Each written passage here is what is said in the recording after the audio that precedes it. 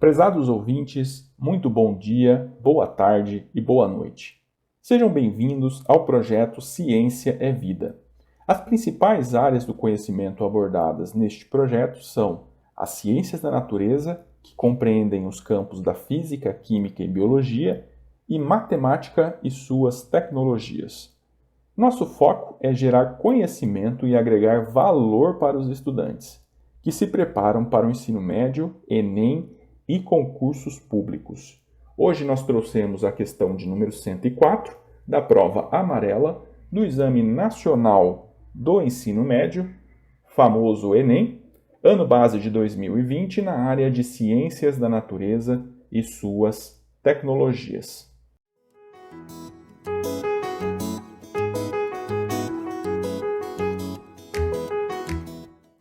Vamos lá, a questão 104 diz o seguinte: o dióxido de carbono passa para o estado sólido, também conhecido como gelo seco, a menos 78 graus Celsius e retorna ao estado gasoso à temperatura ambiente.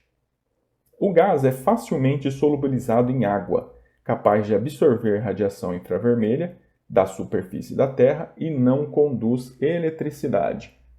Ele é utilizado como matéria-prima para fotossíntese até o limite de saturação. Após a fixação pelos organismos autotróficos, o gás retorna ao meio ambiente pela respiração aeróbica, fermentação, decomposição ou por resíduos industriais, queima de combustíveis fósseis e queimadas. Apesar da sua importância ecológica, seu excesso causa perturbações no equilíbrio ambiental. Aqui já temos uma informação importante, queremos saber sobre o excesso de dióxido de carbono. Considerando as propriedades descritas, o aumento atmosférico da substância afetará os organismos aquáticos em razão da... Aqui temos uma segunda informação importante, queremos saber o efeito do excesso de dióxido de carbono sobre os organismos aquáticos. Alternativa A: redução do potencial hidrogeniônico da água, redução do pH da água.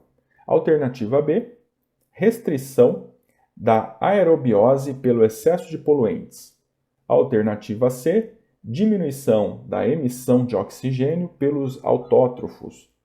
Alternativa D: limitação de transferência de energia entre os seres vivos. E alternativa E: retração dos oceanos pelo congelamento do gás nos polos. Muito bem, nesse caso então vamos retornar para os conceitos básicos associados a esse conteúdo. No caso, o dióxido de carbono, ou CO2, é um composto químico constituído por dois átomos de oxigênio e um átomo de carbono.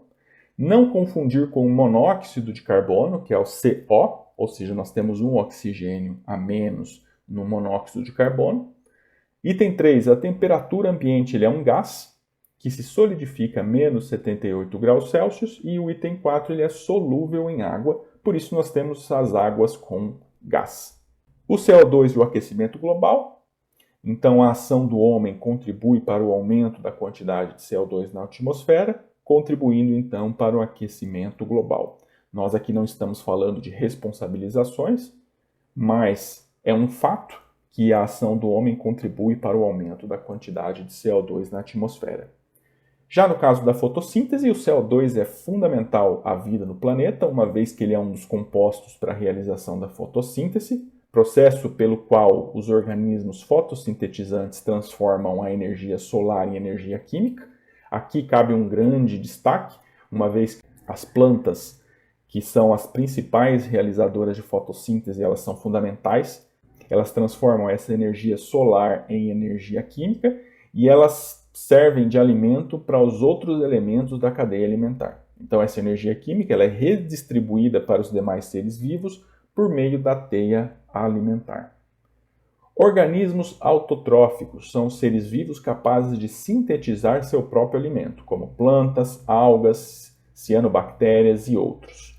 Assim, o gás retorna ao meio ambiente pela respiração aeróbica, ou seja, a principal responsável pela produção de energia, fermentação, decomposição ou por resíduos industriais, queima de combustíveis fósseis e queimadas. Então, observem que que essa classe de organismos é fundamental para a retenção e processamento do CO2. Vamos agora analisar os efeitos do excesso do CO2.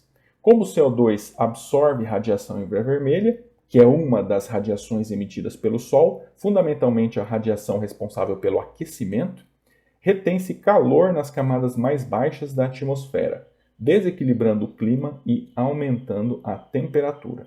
Então, o CO2 também é responsável por absorver as radiações infravermelhas emitidas pelo Sol, aumentando a temperatura nas camadas mais baixas da atmosfera.